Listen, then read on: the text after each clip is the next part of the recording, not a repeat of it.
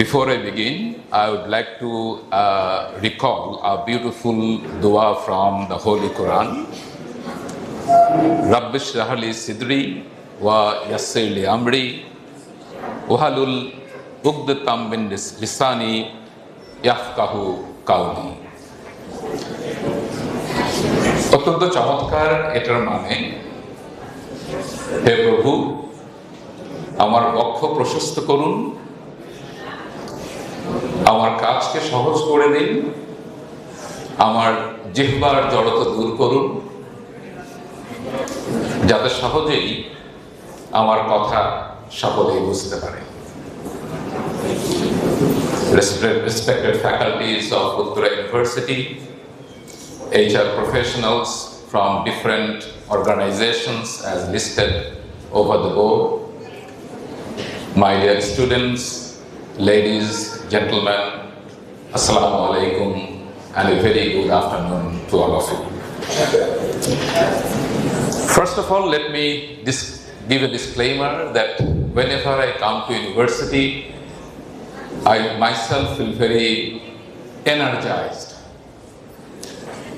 ইউনিভার্সিটির সঙ্গে আমার সম্পর্কটা অনেক বিস্তৃত এবং ব্যাপক, এই সেন্সে যে অবশ্যই একসময় ইউনিভার্সিটির ছাত্র ছিলাম, কিছুদিন শিক্ষকতা করেছি ঢাকা ইউনিভার্সিটির আইবিএতে। এখন ব্যাংকার হয়েও প্রফেশনাল কাজের ডিমান্ড তো আছেই, তার মধ্যেও স্টুডেন্টদের সঙ্গে কানেক্ট করতে আমার খুব আনন্দ লাগে, কারণ এই ইউথ অথবা তরুণীদের মধ্যে যে এনার্জি, সেই এনার্জিটা যখন আমি দেখি তখন আমি নিজে খুব উদ্বুদ্ধ হই, আমি আশাবাদী হই। সত্যি কথা বলতে যে আজকের এই আয়োজনটা সম্পর্কে আমার পরিষ্কার ধারণাটা খুব বেশিক্ষণ আগ পর্যন্ত ছিল না। ফাহিম মাসরুর হয়তো সেই কাজটা একটু সহজ করে দিয়েছেন, যেখানকার পার্টিসিপেন্ট সম্পর্কে মোটামুটি একটা ধারণা নিয়েছেন এবং সেই সঙ্গে আমার ধারণাটাও বিল্ড করতে সুযোগ তৈরি করেছেন।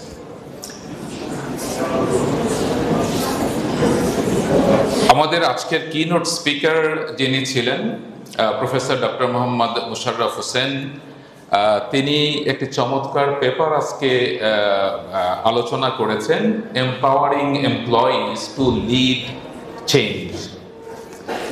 এটার থিওরিটিক্যাল পার্সপেক্টিভে আমি আলোচনা করব না, এর ব্যাপারে কথা বলতেও আমি আগ্রহ পাচ্ছি না, কিন্তু যে ব্যাপারটি আমি আলোচনা করতে চাই সেটা হচ্ছে আমার গত 1.5 বছরের এক্সপেরিয়েন্সে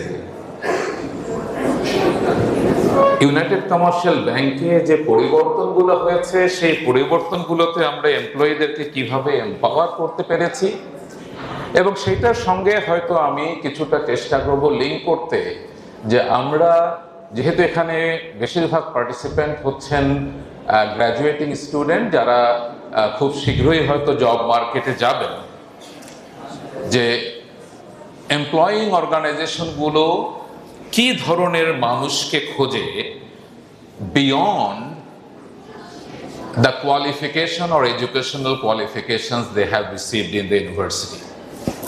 আমি কয়েকটা ছোট ছোট উদাহরণ দিব যে গত 1.5 বছরে ইউনাইটেড কমার্শিয়াল ব্যাংকের যে পরিবর্তনগুলো নিয়ে এসেছি আমরা, সেটা কি ধরনের পরিবর্তন নিয়ে এসেছি।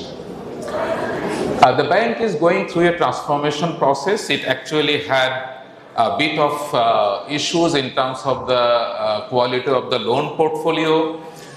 আমি 30 সেপ্টেম্বর 2024 সালে এই ব্যাংকের দায়িত্ব যখন গ্রহণ করি, তখন পত্রপত্রিকায় অনেক নেগেটিভ নিউজ প্রকাশিত হচ্ছিল এবং আমাদের লিকুইডিটিতে অনেক ধরনের সমস্যা হচ্ছিল।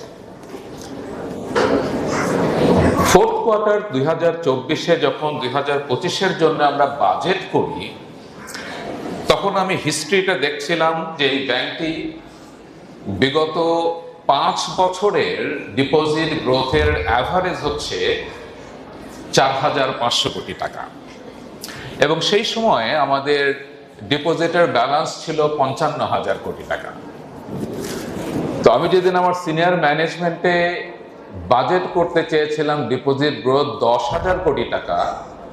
which is more than 2 times of the previous 5 years performance, সেদিন অনেক সিনিয়র ম্যানেজমেন্টের টিম মেম্বাররাই তাদের চেয়ার থেকে পড়ে যেতে নিয়েছিলেন। বছরের শেষে যদি অর্জনের কথা বলি, সেই 10,000 কোটি টাকার বাজেট অর্জনের দিক থেকে 13,000 কোটি টাকা অর্জন করেছে in 2025, which is almost 3 times the average performance of the previous 3 years. গল্পটা বললাম এই কারণে যে that is a change, a positive change that has happened.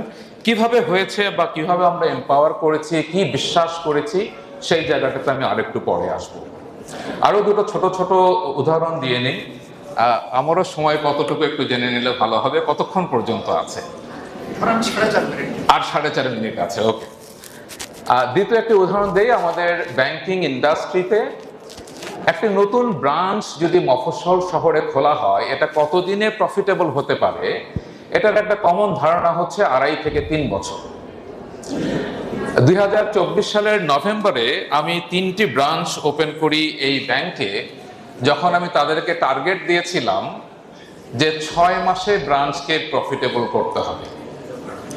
From an average time period in our head of 2.5 years to 3 years to reduce it down to 6 months.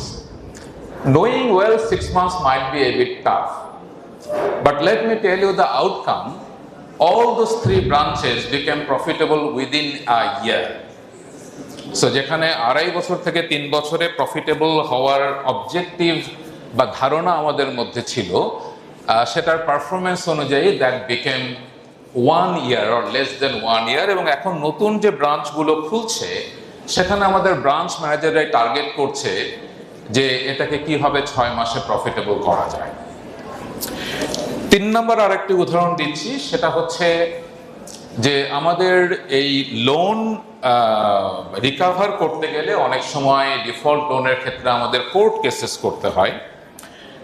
পুরনো কিছু statistics আমি নিয়েছিলাম, যেখানে দেখেছি যে আমাদের 2023 সালে সারা বছরে যেখানে আমরা 37টি লোনের কেসের রেজাল্ট পেয়েছিলাম কোর্ট থেকে, 2024 সালে পেয়েছিলাম আমরা 87টি, 2025 সালে পেয়েছিলাম 100টি, 2025 সালেই আমরা এটাকে অনেক বেশি বাড়াতে চেয়েছিলাম এবং 2026 সালের ফার্স্ট কোয়ার্টারে আমাদের এই কেস রিজলভ হয়েছে মোর দ্যান 111। অর্থাৎ গত বছর যে সারা বছরে 100টি করেছে, এই বছরে করেছে 100, এই বছরের প্রথম কোয়ার্টারে করেছে 111। আরেকটু উদাহরণ দিই, আমি এটাকে একটু লিঙ্ক করার চেষ্টা করব যে পরিবর্তনের মাইন্ডসেটটা তৈরি হয় কোত্থেকে। আমি বিভিন্ন জায়গাগুলোতে উদাহরণ দিচ্ছি ব্যাংকের, যে এই পরিবর্তনটা শুধু একটি জায়গা থেকে হয়নি, একটি সামগ্রিকভাবে হয়েছে। আমরা ভাবলাম যে আমরা কি শুধু ব্যাংকিং করব, ক্যালকুলেটরে অঙ্ক কষবো আর দিন শেষে ব্যালেন্স শিট মিলাবো, এটাই কি ব্যাংকারদের কাজ? এখানে কি কিছু সৃজনশীল কাজ করার সুযোগ নেই? তো আমরা চিন্তা করলাম এই যে বিভিন্ন সাফল্য তৈরি হচ্ছে, সেই সাফল্য গাথাটাকে একটি সংকলনের মাধ্যমে প্রকাশ করা যায় কিনা, এবং একইভাবে আমাদের এমপ্লয়ীদের মধ্যে তাদের সৃজনশীলতা কিভাবে ব্যাংকে প্রকাশ করা যায়, সেই জন্য কিছু literary publications করা যায় কিনা। and then we decided that we will be publishing a journal, quarterly journal every quarter। একটি সিদ্ধান্ত আমরা নিয়েছিলাম যে নরমালি এরকম কাজ করতে গেলে আমরা যারা নন সক্ষম ব্যক্তি তাদেরকেই আমরা এডিটোরিয়াল বোর্ড করে দিই এবং তারাই করতে থাকি। আমরা একটি সিদ্ধান্ত নিলাম যে প্রতিটি জার্নালের জন্য, কোয়ার্টারলি জার্নালের জন্য এডিটোরিয়াল বোর্ডটা ডিফারেন্ট হবে, অন এ ভলান্টারি বেসিস, তাদের আগের অভিজ্ঞতা থাকুক বা না থাকুক। এবং রেজাল্ট অনুযায়ী আজকে আপনাদের সামনে আমি আনন্দে জানাতে চাই যে আমাদের ব্যাংক থেকে 4টি জার্নাল প্রকাশিত হয়েছে গত বছর, এবং প্রতিটি জার্নালের জন্য এডিটোরিয়াল বোর্ডটা ডিফারেন্ট ছিল।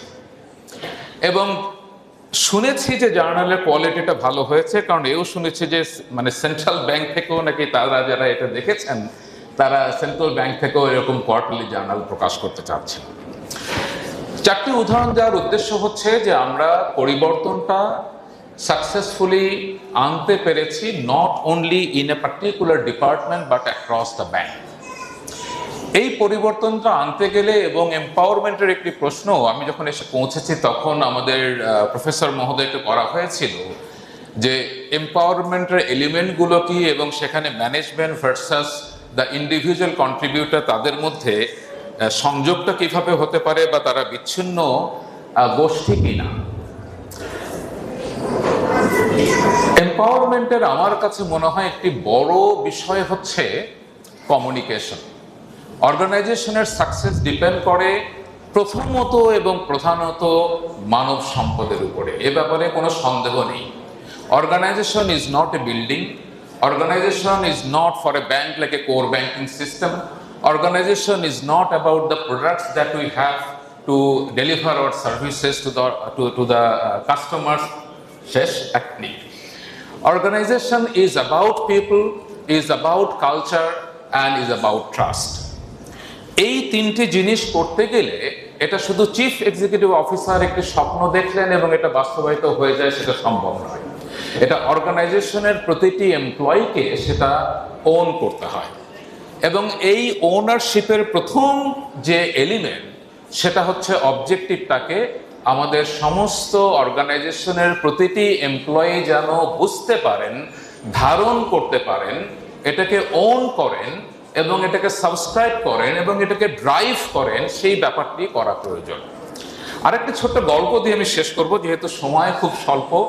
এই কমিউনিকেশনের ক্ষেত্রে আমরা অনেক ধরনের এফোর্ট নিয়েছি, ভার্চুয়াল মিটিং করেছি টেকনোলজির হেল্প নিয়ে, আমরা ফিজিক্যাল টাউন হল মিটিং করেছি, বাট কমিউনিকেশনের একটি বড় গল্প আমার একজন প্রফেসরের গল্পের কথা মনে পড়ে। প্রফেসর আব্দুর রব, উনি আইবিএর ডিরেক্টর ছিলেন এক সময়, পরে বিভিন্ন ইউনিভার্সিটির ভাইস চ্যান্সেলর ছিলেন। আমরা যখন ম্যানেজমেন্টে পড়াশোনা করি তখন উনি একটি গল্প বলেছেন যে আমরা রাস্তার পাশে অনেক সময় দেখি যে একজন সুপারভাইজার কয়েকজন লোককে দিয়ে কাজ করাচ্ছে, এখনো দেখি। তো গল্পটি বলেছিলেন প্রায় 30 বছর আগে, আমার এখনো মনে আছে এবং এটা আমি মনে রাখার চেষ্টা করি, পালন করার চেষ্টা করি। উনি বলেছিলেন যে এরকম সুপারভাইজার তার 3-4 জন লেবারকে সারাদিনের জন্য হায়ার করেছে, বললো এখানে একটি 2 ফুট বাই 2 ফুট গর্ত করো। লেবাররা গর্ত করলো, ওনাকে ডাকলো, উনি দেখলেন, বললেন সুন্দর গর্ত হয়েছে, এবার গর্তটি বন্ধ করো। পরে পাশে আরেকটি গর্ত তৈরির কথা বললেন যে এখানে আরেকটি 2 ফিট বাই 2 ফিট গর্ত করো। সেটাও করা হলো। লেবাররা আবার তাকে ডাকলেন, সুপারভাইজারকে বললেন, উনিও বললেন যে হ্যাঁ গর্তটা সুন্দর হয়েছে, বন্ধ করে, এবং থার্ড আরেকটি গর্ত করতে বললেন। তো লেবাররা বললো স্যার আপনি আমাকে সারাদিনের জন্য হায়ার করেছেন, কাজ করলে পয়সা দেবেন, সব বুঝলাম, কিন্তু গর্ত করছি আর বন্ধ করছি কেন? উনি তখন বললেন যে আসলে এখানে একটা কেবল গেছে, এই কেবলটা আমি খোঁজার চেষ্টা করছি। তো আশেপাশের জায়গাটাতেই আছে, গর্ত করে দেখছি যে এখানে কোথায় কেবলটা আছে। Once we find the cable, then actually the next task is about the cable. তো তখন একজন লেবার বলল স্যার প্রথম গর্তটা করার সময় আমার কোদালটা তো কেবলেই লেগেছিল, কেবলটা যাতে নষ্ট না হয় সেজন্য আমি একটু পাশ থেকে গর্তটা করেছি। তো আপনি যদি বলতেন যে কেবলটা খুঁজছি, তাহলে তো প্রথম গর্ত করার শুরুতেই কেবলটা পেয়ে যেতাম। তো অর্গানাইজেশনের যে কোনো রেজাল্ট পেতে গেলে আমাদের এমপ্লয়ীদের সঙ্গে এই অবজেক্টিভ এক্সপ্লেইন করার এবং সেটাকে যাতে সবাই বুঝতে পারে সেইভাবে করার একটা প্রয়োজনীয়তা আছে এবং সেই ওপেন কমিউনিকেশনটা রাখতে হয়। কালচারটা comes from both side is an open culture, when you can talk to each other well, তখন এই কালচারটা ডেভেলপ করে। এবং একটা ওপেন কালচার যদি থাকে সেখানে যে কোনো অর্গানাইজেশনের ইমপ্রুভমেন্ট সম্ভব। 30 সেকেন্ড নেব, যেহেতু এখানে স্টুডেন্টরা আছেন, যে আমরা কোন ধরনের লোককে হায়ার করতে চাই। এই চেঞ্জের উদাহরণগুলো দিলাম এই কারণেই যে আমার দৃঢ় বিশ্বাস, এবং সেটা গত 1.5 বছরের অভিজ্ঞতার আলোকে আমি বলতে পারি বা পুরনো অভিজ্ঞতার আলোকে বলতে পারি, যে কোনো লেভেলের পারফরমেন্স সম্ভব। এবং এই যে আমি বললাম যে এত গুণ আমাদের প্রোডাক্টিভিটি বেড়েছে, এই 1.5 বছরে আমার এমপ্লয়ির সংখ্যা বেড়েছে 3%, যেখানে প্রোডাক্টিভিটি বেড়েছে মাল্টিপল টাইম। সো আমরা যে এমপ্লয়িগুলোকে রিক্রুট করতে চাই, it's not about how much educational knowledge they possess, but what kind of attitude the person has. ইন্টারভিউতে আমরা দেখার চেষ্টা করি আপনি কি প্রবলেম সলভার কিনা, আপনি টিমের সঙ্গে কাজ করতে পারেন কিনা, আপনি একজন টিম প্লেয়ার কিনা, আপনি কমিউনিকেশন ঠিক মতো করতে পারেন কিনা, আপনি যে কোনো সমস্যা আসলে কি আপনি সেই সমস্যাটাকে অন্যের কাঁধে চাপায় দিতে চান? Do you really want to pass the monkey on to somebody else's shoulder, or you want to come forward to solve the problem by yourself? Do you own the organization, and do you want to, or can you be a leader? These questions we often try to evaluate when we sit through the interview process, and I would urge all of you that next time when you go for an interview for a job or apply in different jobs through BD Jobs form, during the interview, try to emphasize on how good communicator you are, how good team player you are, whether you are a problem solver or not, whether you own problems, and whether can you lead an organization. Do you have a leadership mentality? The change happens in our mind, and we can do anything if we conceive the change and make it an effort for that change to happen. Thank you very much for your very patient hearing. Thank you.